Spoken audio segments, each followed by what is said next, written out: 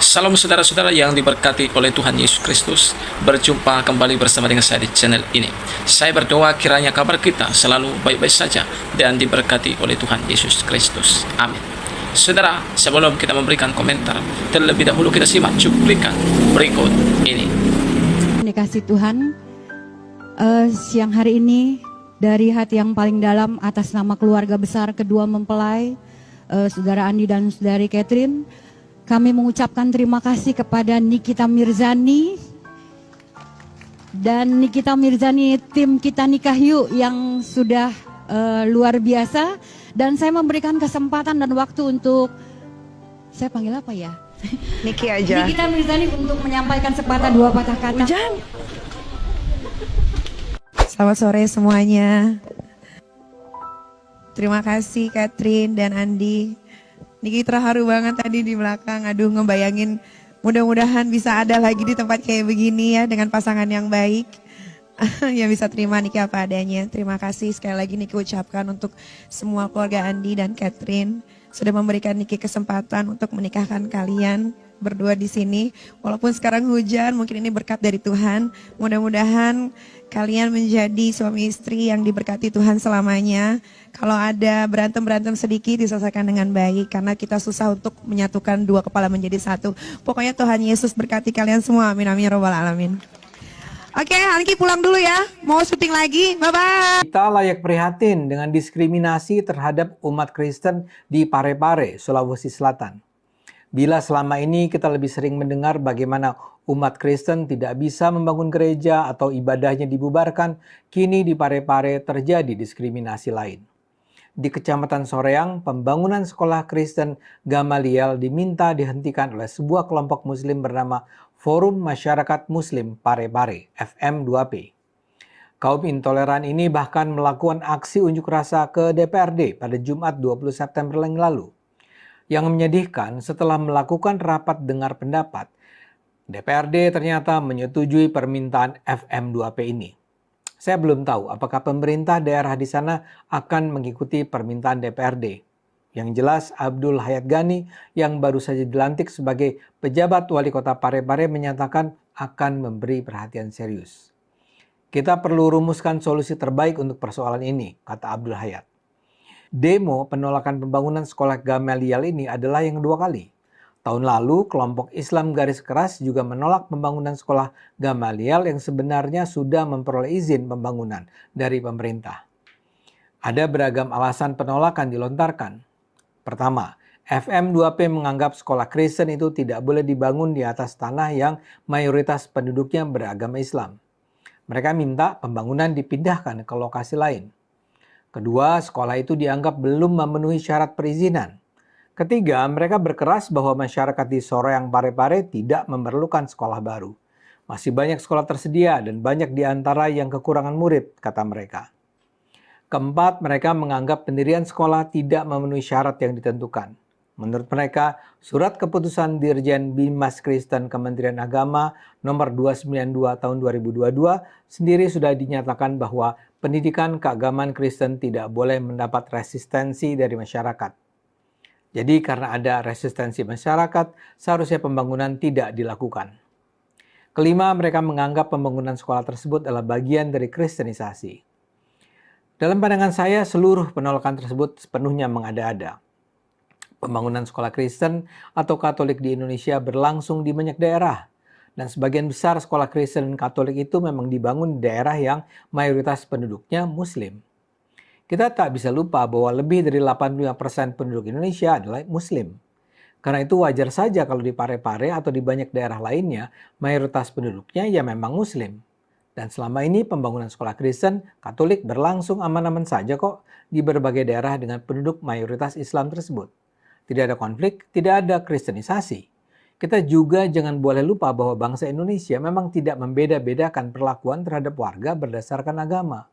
Umat Kristen Katolik punya hak yang sepenuhnya sama dengan umat Islam. Umat Kristen Katolik berhak untuk mengembangkan lembaga pendidikan Kristen sebagaimana umat Islam berhak mengembangkan lembaga pendidikan Islam, termasuk di daerah yang penduduknya mayoritas Kristen. Lembaga pendidikan Muhammadiyah misalnya, banyak dibangun di daerah Indonesia Timur yang penduduknya mayoritas non-Islam. Di sekolah-sekolah Muhammadiyah itu juga banyak terlihat murid-murid Kristen Katolik. Jadi di mana logikanya Parepare menolak sekolah Kristen? Soal belum dipenuhinya persyaratan pendirian sekolah juga mengada-ada. Pada saat demo berlangsung, sekolah sudah mulai dibangun. Dan pembangunan itu dimulai karena semua persyaratan yang ditetapkan pemerintah sudah dipenuhi. Sebagaimana diberitakan BBC.com, Ketua Yayasan Pendidikan Kristen Gamaliel, Juanda Alfonsius mengatakan mereka sudah memenuhi syarat-syarat pembangunan sehingga pemerintah mengeluarkan persetujuan pembangunan gedung atau PBG. Izin pembangunan itu sudah diperoleh dari pemerintah pada Juli 2023. Lahan yang digunakan semula adalah milik gereja yang kemudian diserahkan ke pihak yayasan untuk digunakan untuk mendirikan bangunan sekolah. Juanda juga telah menandatangani surat bermaterai yang menyatakan pembangunan bukan untuk rumah ibadah.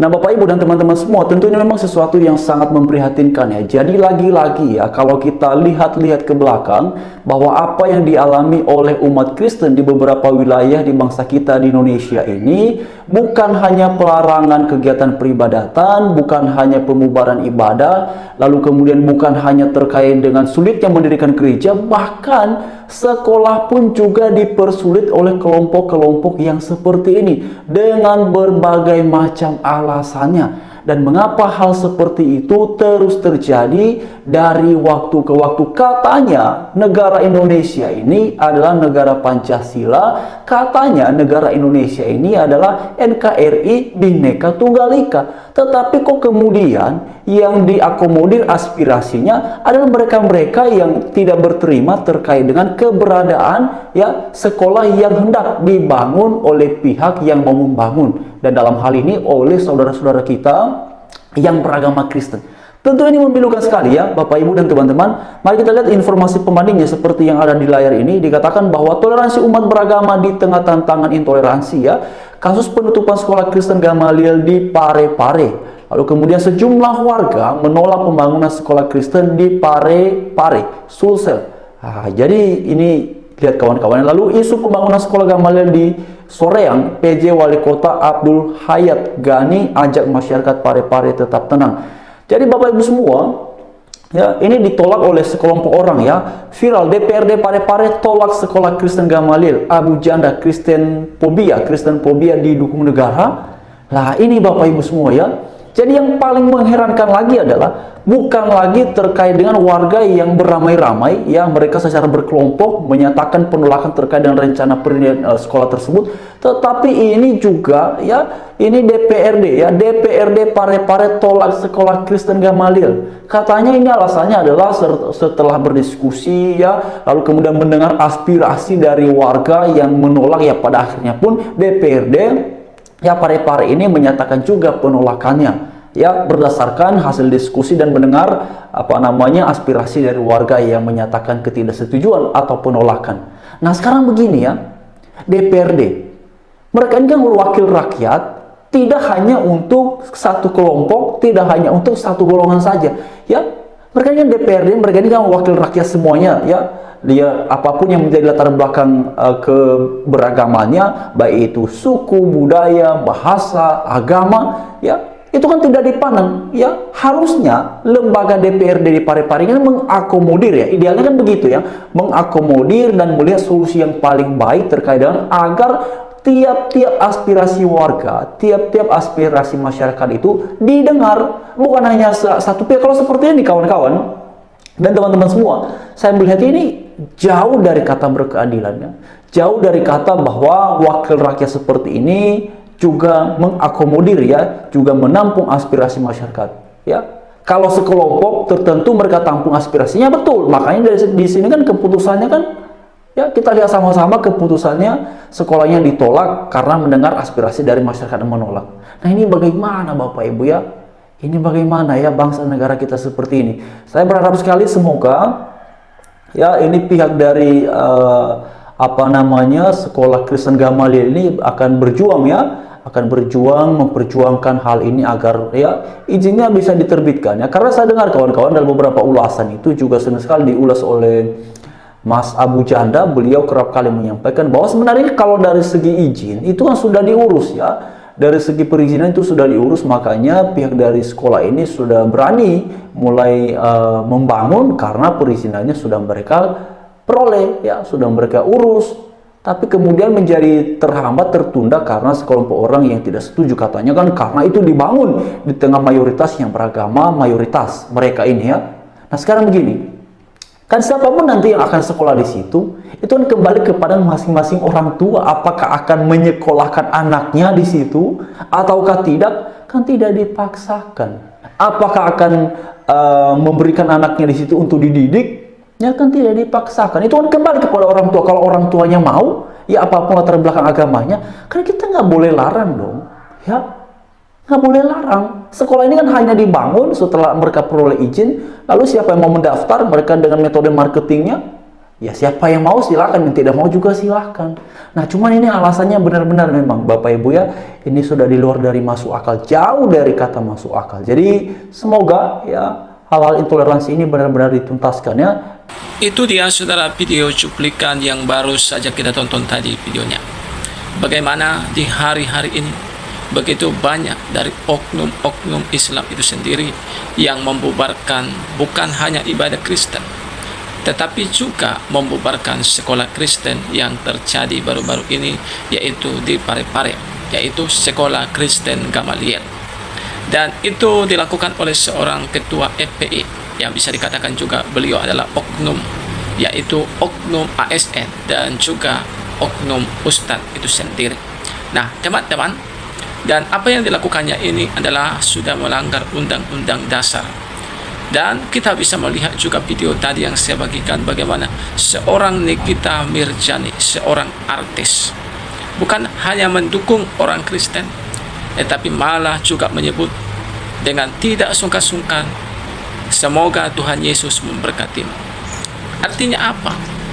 Seorang Nikita Mirjani telah menunjukkan toleransinya, telah menunjukkan kasihnya. Lebih bagus seperti seorang Nikita Mirjani. Memang di mata dunia ya banyak orang menghakimi beliau, tapi lebih bagus seperti dia yang begitu terang-terangan, dan dia hidup apa adanya, dan tidak ada yang tersembunyi baginya.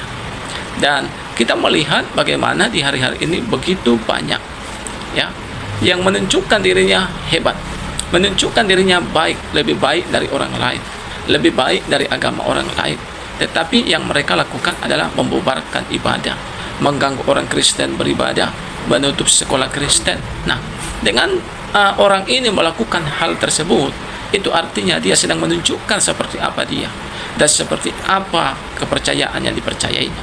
Nah, teman-teman, kiranya video yang saya bagikan ini boleh mengedukasi dan memberikan bagi kita pelajaran penting. Kita harus ingat bahwa Tuhan bukan melihat apa yang di depan mata, apa yang di luar, tetapi Tuhan melihat hati. Bagaimana hati kita, apakah ada kasih di dalam diri kita. Kiranya Tuhan memberkati kita. Shalom dan sampai jumpa di video selanjutnya.